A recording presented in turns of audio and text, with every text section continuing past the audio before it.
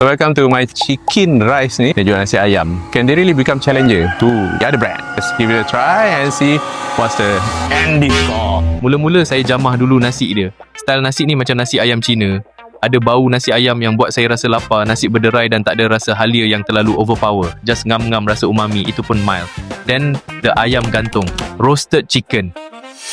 Basically kan kalau makan nasi ayam Hainan ni, almost everything is based on flavor utama.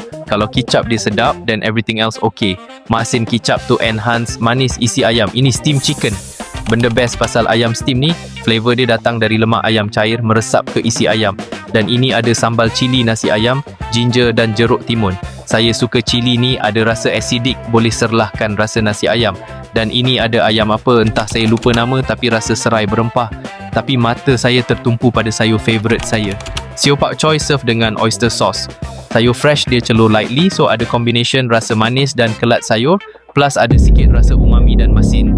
Then saya capai paiti. Kulit luar dia rangup, dalam ada sayur yang buat rasa manis masin. Cili pedas masam ni bagi rasa kick kat paiti ni. Dan nampak tak apa ni? Daging gantung, namanya roasted beef. Dia orang drenched beef dengan kuah macam kuah yong tau fu. Dagingnya lembut dan masih ada hint rasa kicap nasi ayam tu. Nice. Dan ada satu lagi ayam. Ayam goreng. Well, make sense lah kan. Ada semua jenis lauk ayam kat kedai nasi ayam. So yes, this is good. Lepas tu saya makan telur rebus yang dia serve dengan kicap ni. I think pairingnya ngam. Sesuai untuk orang nak diet kot.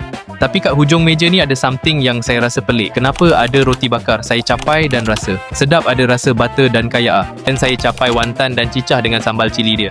Dah puas makan lauk, baru makan nasi. Actually bagus nasi, dia rasa mild. So semua lauk yang ada strong flavour ni jadi balance bila makan dengan nasi. Last, saya minum teh ais ni. Saya bukan big fan teh ais. Plan nak minum seteguk cukup lah. Tapi saya terkejut, rasa teh dia agak mild dan tak over sangat. Dan kurang manis. So saya enjoy minum dan tahu-tahu terbongkang gak kita. So this is my chicken rice. Same owner dengan Nippon Sushi dan Shabuyaki, in which dia orang buka 3 brand ni di Hexstar World yang baru buka di Damansara.